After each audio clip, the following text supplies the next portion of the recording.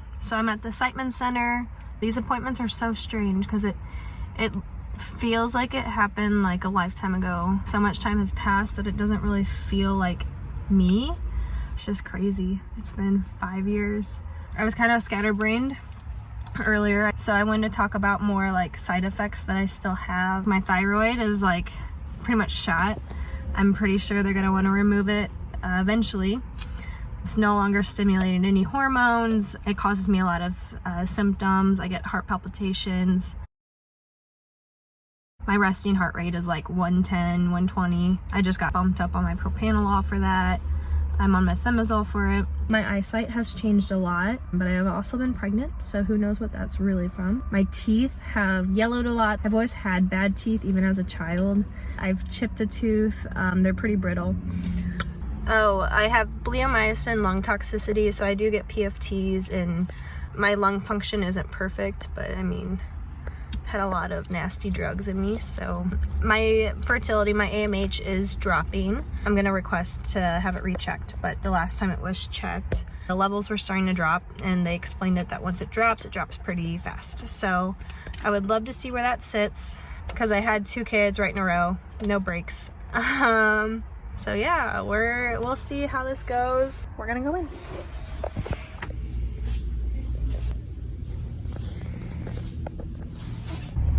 Okay, that was about an hour and a half. Thoughts, opinions as an adult. 5 years post. The further you get out, the more you forget what happened to you and what you went through and the seriousness. And I think this really had me come crashing down from thinking that everything was fine. Basically, there's a lot of things that I need to be worried about. I think everything looks great now.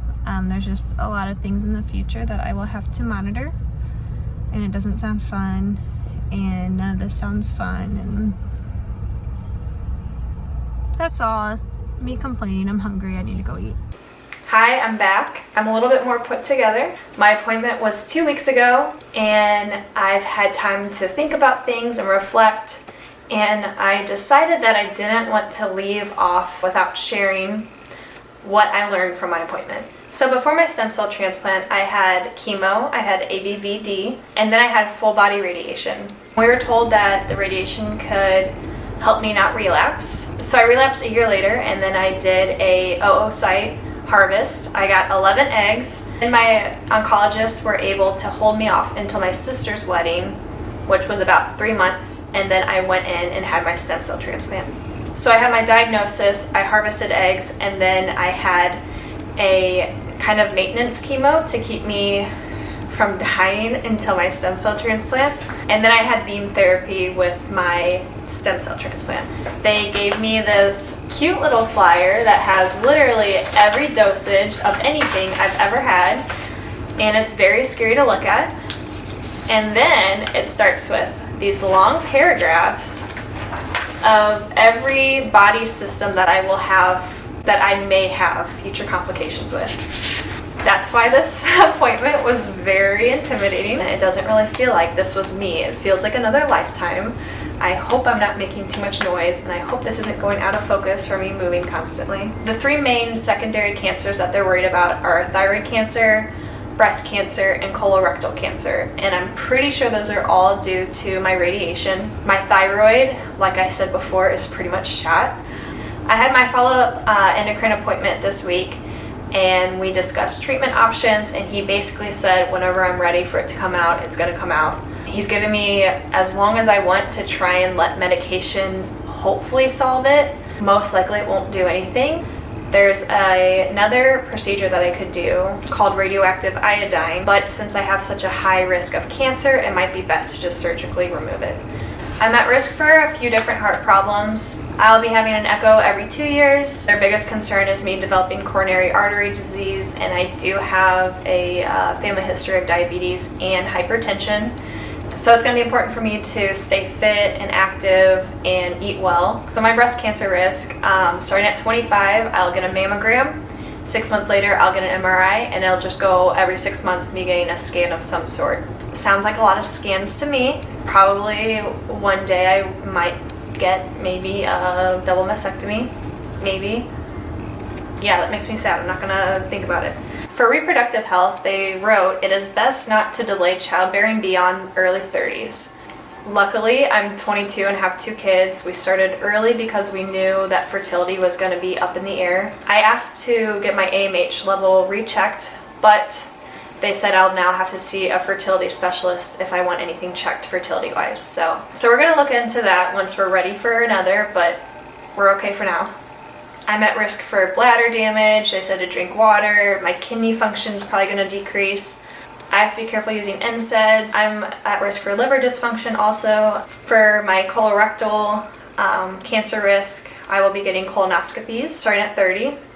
They said to limit red meats, processed meats, and to maintain healthy weight and eat a lot of grains. For gastrointestinal, again, I'll be getting colonoscopies every 5 years starting at 30. So it says that my last PFT was actually on the normal side. So I'll only be getting PFTs if I start having shortness of breath, so that was kind of cool to hear. I can't go scuba diving, which I remember them telling me that when I got bleomycin. They were like loading it and they're like, you can't go scuba diving.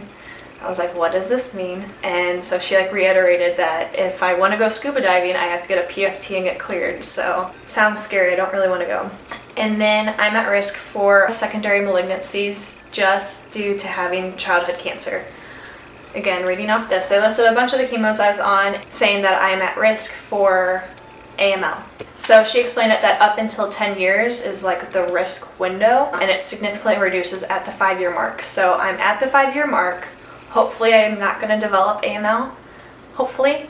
So I just need to check for bruising and like weight loss and things like that. And as soon as I feel anything weird, they're going to do a CBC and just keep repeating until everything looks good. And then I have to see a dermatologist yearly to make sure I'm not developing any skin mutations from where my radiation was. Once I'm done breastfeeding my son, I'll get a bone density test next year. They're going to be monitoring that. So that's like with my dental health too. My teeth and bone are very brittle. My eye health, they said that due to like the steroids that I had, I'm at risk for eye problems, which I'm already experiencing. So then they go into the new roadmap that I have, which was really nice to have because I was used to having these with my treatments. So basically it has like everything, like my thyroid exam needs to be checked yearly, colon screening starts in 2028, yearly dermatologist, when my mammograms start, when I need another EKG and echo. Literally everything is right here. So this was nice to have.